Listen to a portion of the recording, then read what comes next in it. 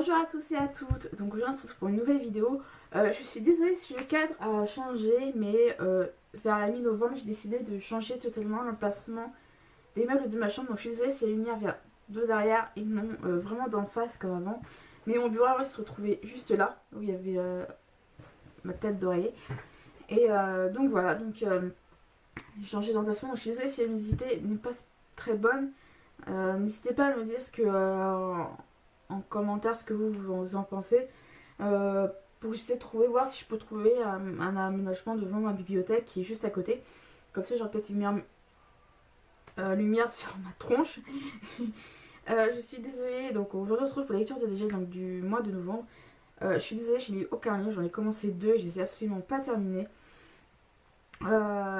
Ces temps-ci, il faut savoir que c'est vrai que je suis quasiment plus du tout régulière sur le blog. Pourquoi? Parce que j'ai une grosse baisse de morale qui est due à quelque chose. Donc je dis pas quoi, c'est un peu trop personnel. Mais voilà. Donc j'ai quand même posté un article sur le blog, je vous en parlais juste après. Les acquisitions sont moins flagrantes que celles du mois dernier. Mais voilà. Je vais donc vous laisser avec la suite et n'hésitez pas à me dire s'il y a des livres que vous avez lus, pas de livres s'il y en a qui vous voulez lire, soit faire des lectures communes ou des choses comme ça. N'hésitez pas à tout me dire en commentaire, c'est là maintenant.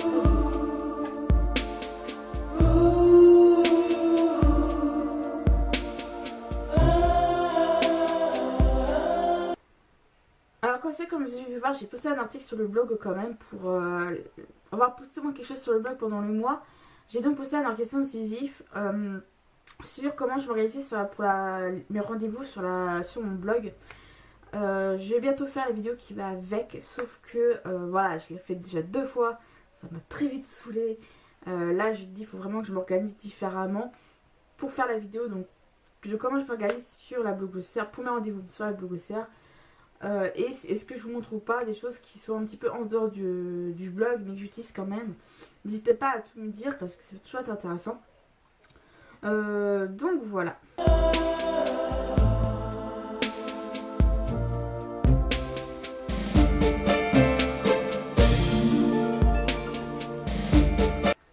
Alors pour les acquisitions donc, de ce mois-ci, elles sont beaucoup moins flagrantes que celles du mois dernier.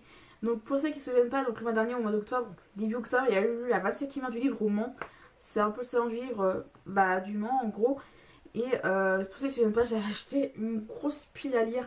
Enfin une grosse pile de livres plutôt.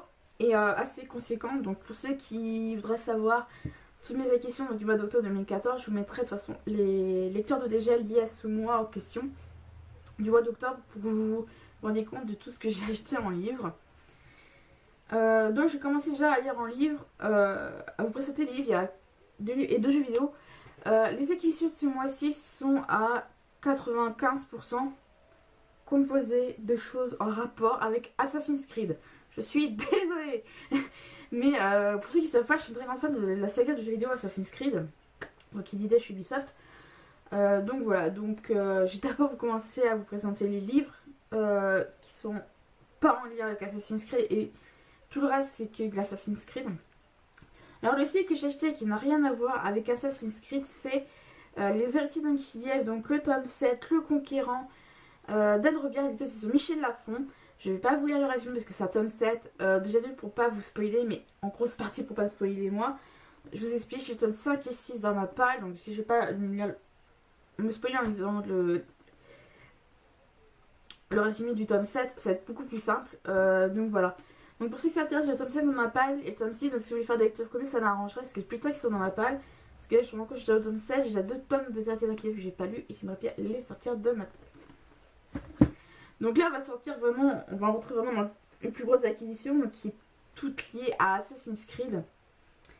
Donc voilà, donc il y a en tout 2 livres, 2 jeux et un accessoire à part. Un magazine aussi, on a fait un magazine parce qu'il est tout fin, le magazine est caché sur un plus gros volume, donc c'est vraiment énorme. Alors en livre, il y a donc Assassin's Creed Unity, donc d'Oliver Brandon. Je l'ai pris chez Castelmore parce que je crois que aussi sur Midi il n'y a pas ce qu'il y a en plus. Donc on va le voir, vous allez voir, donc vous voyez il y a une bande grise ici, donc là, et elle est blanche en bas. Je crois pas qu'il apparaît, lui, cette bande, je vais vous montrer ce que c'est. Donc aux éditions Milady, donc pour la format poche. Il y a donc en fait au milieu ceci, donc des images donc, qui sont liées à Unity, donc au jeu Unity. Alors faut savoir que je vais présenter après, mais Unity est sorti en jeu cette année, donc tout récemment. Donc là c'est vraiment des images, des illustrations avec en dessous des phrases du livre, des petites citations du livre qui sont plutôt pas mal. J'ai regardé vite fait, j'aime beaucoup celle-là. Je sais pas si on voit trop, mais voilà, donc elles sont vraiment très très bien les images. Je suis désolée si les musiques pas bonnes, j'essaie de faire du où je pouvais. Donc, toujours avec des citations. Je trouve qu'ils ont choisi des illustrations très bien par rapport aux phrases qu'il y a en dessous. Chose que je trouve dommage, c'est qu'ils sont mis ça en plein milieu d'une phrase. Donc en fait, c'est que là on termine avec une phrase et elle se continue après là. Pour ma part, ils auraient dû faire ça entre deux chapitres. Mais bon, c'est en tout cas une très bonne idée qu'ont eu les éditions Castelman pour ce livre-là. Alors j'ai voulu le résumer. Parce que c'est Assassin's Creed Unity, comme pour Forsaken, Black Flag, la croisade secrète et Renaissance, ils sont pas indépendamment liés aux autres. À part la petite trilogie Révélation, Brotherhood et Renaissance. Donc le résumé c'est: ils m'ont brutalisé, menti et trahi. Ils ont assassiné mon père, mais je me vengerai, quel qu'en soit le prix.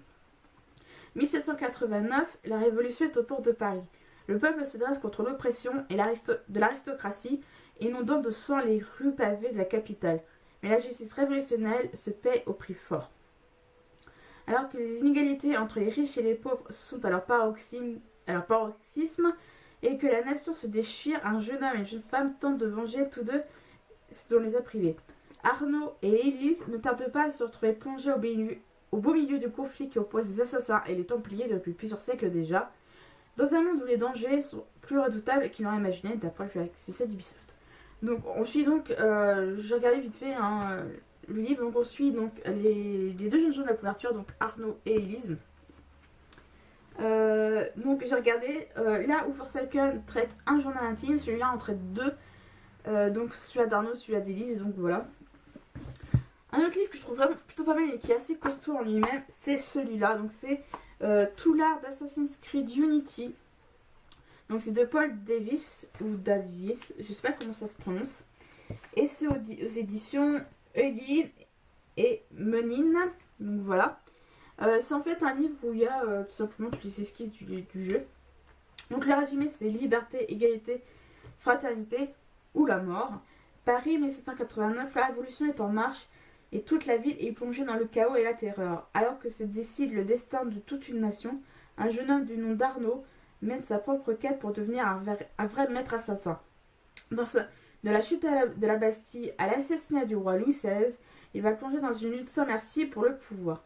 Avec ce nouvel opus, les studios d'Ubisoft nous offrent une plongée sans précédent dans l'une des périodes les plus importantes et les plus troublées de notre histoire.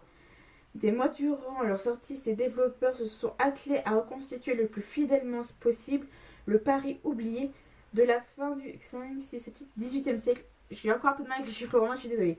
Ce sont ces croquis préparatoires, ces dessins et ces peintures, tous inédits, présentés ici pour la première fois, sont recueillis dans ce volume officiel. Découvrez aussi comment ils ont réussi à capturer l'essence de personnalités aussi marquantes que Robespierre, Napoléon Bonaparte ou le marquis de Sade. Ainsi que tous les secrets de la nouvelle arme des assassins, la lame fantôme. Le livre d'essentiel pour tous les fans d'une saga de culte. Donc en gros en fait il y a tout ce qui est esquisse, dessin, donc par exemple ce qu'il y a au-dessus. Donc là il y a le projet gros sorti, c'est sur Arnaud d'Orient, donc l'assassin qu'on joue. Donc là par exemple avec sa tenue d'assassin, de face et de dos, enfin de face là et de dos là. Donc la tenue finale. Arnaud quand il était petit, quand il était enfant. Voilà, les armes, donc le pistolet, son épée. Donc là pour la lame, la fameuse lame fantôme. Donc c'est sorti d'une petite arbalète au niveau du poignet. Donc là avec différents choix de tenue pour Arnaud. La villa d'Arnaud, des tas de trucs comme ça. Élise, donc Élise adulte et Élise enfant. Donc c'est vraiment plein d'esquisses comme ça, il est vraiment plutôt pas mal. Je vous en parlerai je pense très rapidement sur le blog parce que il a l'air d'être rapide de lecture et ça peut être sympa. Donc là c'est tout ce qui est pour les livres. Comme j'ai dit, il y a un magazine, ils ont celui-là, donc c'est... je suis pas abonnée à la base à Historia, je suis abonnée donc à l'Histoire, au magazine d'Histoire. C'est 2 magazines différents. Je suis une très grande fan d'Histoire et quand j'ai su qu'il y avait donc ce numéro spécial, c'est donc le numéro 20 donc de novembre-décembre 2014.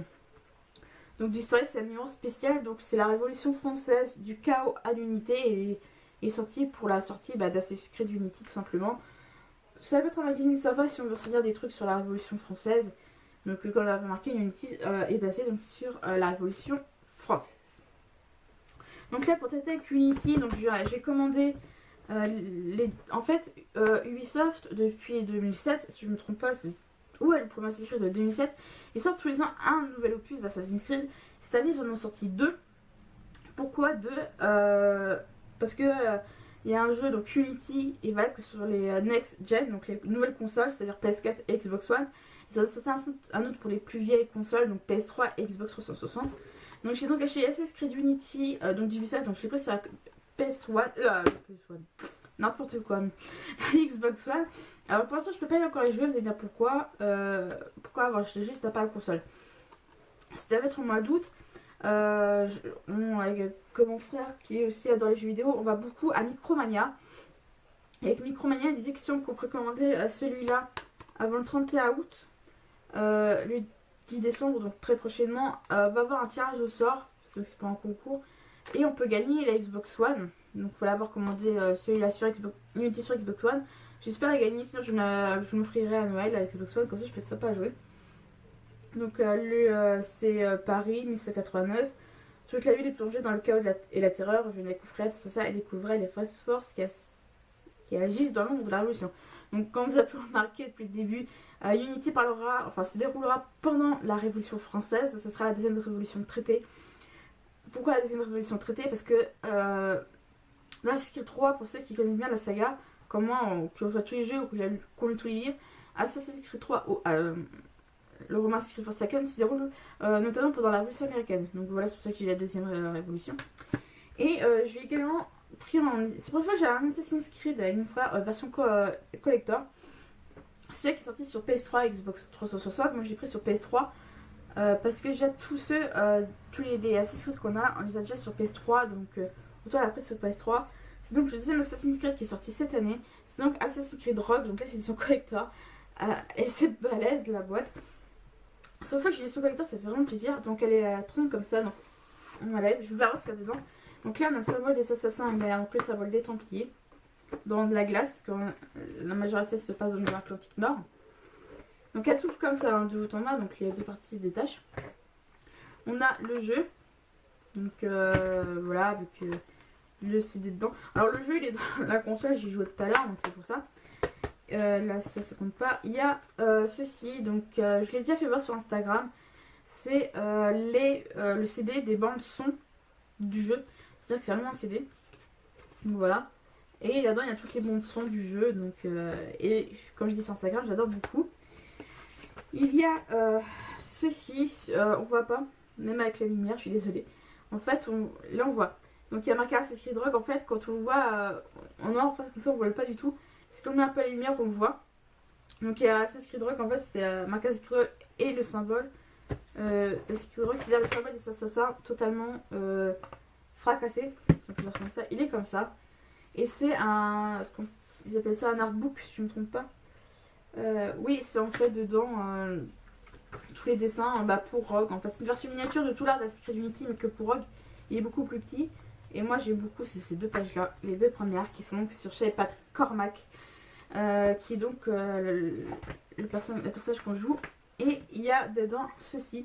Donc, c'est une sorte de petite enveloppe et il y a marqué en bas, donc c'est signé chez Patrick Cormac. C'est le Templier, c'est un Templier cette fois qu'on joue. Donc dans Assassin's Creed Rogue, et il y a des je sais jamais si c'est lithographies. Je sais jamais si c'est litho ou lipographie. C'est donc des lithographies. Donc elles ressemblent à ça. Il y a celle-là. Celle-là, je l'aime beaucoup. Et après, c'est que deux à la verticale. Enfin, horizontale, donc il y a comme ça. Donc avec le Morrigan qui est là. Et comme ça. Donc c'est le Morrigan. Le Morrigan, c'est le bateau de Shay. Parce que c'est un tasse. J'ai pas envie de les afficher. Je vais laisser dans leur enveloppe. Pourquoi? Pour pas les abîmer davantage. Donc voilà de quoi est composé bah, ce coffret collector donc d'Assassin's Creed Rogue. J'ai fini, j'ai terminé l'histoire d'Assassin's Creed Rogue, c'est-à-dire le scénario, je l'ai terminé, mais je l'ai pas fini totalement Rogue. Pourquoi? Parce qu'il manque tout ce qui est annexe, c'est-à-dire récupérer, c'est-à-dire terminer l'équipement de Shay, terminer la réparation et rénover l'équipement total du Morrigan. Voilà, des choses comme ça, mais le scénario principal je l'ai fini, ce que ça intéresse de savoir. Et quand je suis allée aller chercher donc Unity Rogue le jour de la sortie, il donnait ça je crois à tous ceux qui achetaient Unity, donc c'est ça.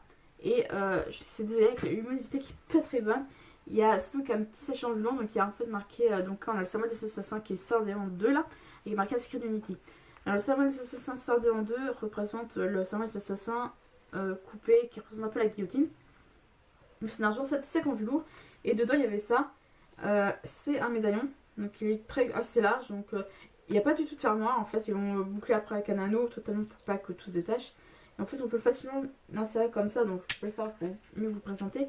Mais c'est une sorte de petit médaillon rond, donc là, absolument que dalle. Donc là on voit il y avait le symbole des assassins avec marqué Arnaud Dorian, je suis désolée ça ne va pas du tout. Et de l'autre côté il y a le symbole des Templiers avec marqué Élise de la Serre que vous avez vu tout à l'heure. Donc voilà, c'est tout pour les acquisitions de ce mois de novembre.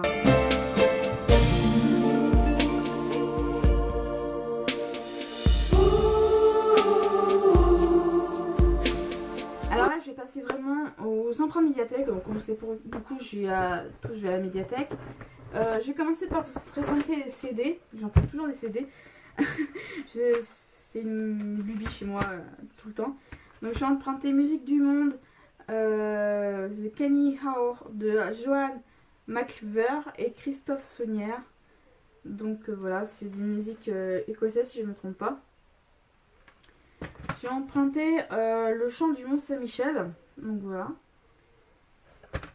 Et j'ai aussi emprunté Canto Gregoriano, donc c'est des musiques, ouais, comme vous avez remarqué, j'aime beaucoup le côté très Moyen-Âge. Et deux CD, donc je pense que maintenant, si j'entends, vous savez que je vous les souvent maintenant. J'ai donc emprunté version intégrale et Revient, donc qui sont deux albums de Garou. Donc comme vous savez, j'adore ce gars. Pour les livres, j'en ai emprunté que 3. Oui, j'ai pas tout enlevé de mon sac médiathèque, mais bon. J'ai donc emprunté le tome 8 de Saint-Sias de Scavas Chronicles de Masami Kurumada et Shirati Shurgi, édité chez Kurokawa. Fantôme d'Écosse et autre histoire, enfin le cabinet fantastique Fantôme d'Écosse et autre histoire de Claudine Clos chez le Pré au Clair, donc il est plutôt pas mal. Faut que je me l'achète tout simplement, je crois. Il se trouve dans ma wishlist maintenant. Et le Louveteur, donc le tome 2, enfin le premier tome de la Saga Kalika, donc de Henry Lovebrook, donc chez Brajlon. Là aussi, il faut que je me l'achète. Et c'est tout pour tout ce qui est emprunt médiathèque.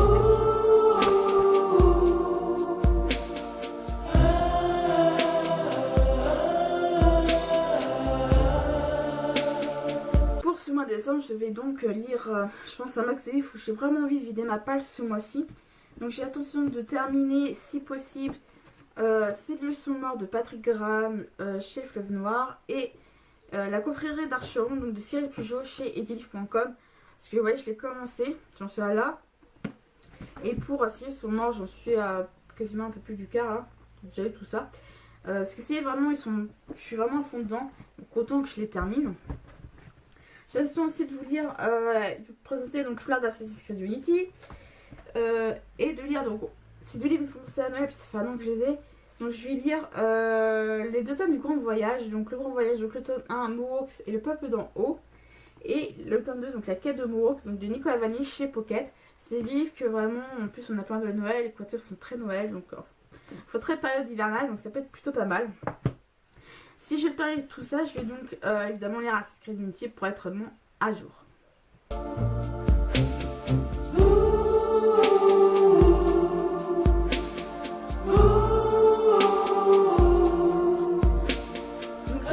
Elles sont terminées, j'espère qu'elles vous ont plu. Je crois qu'elles étaient les plus courtes que j'ai jamais faites.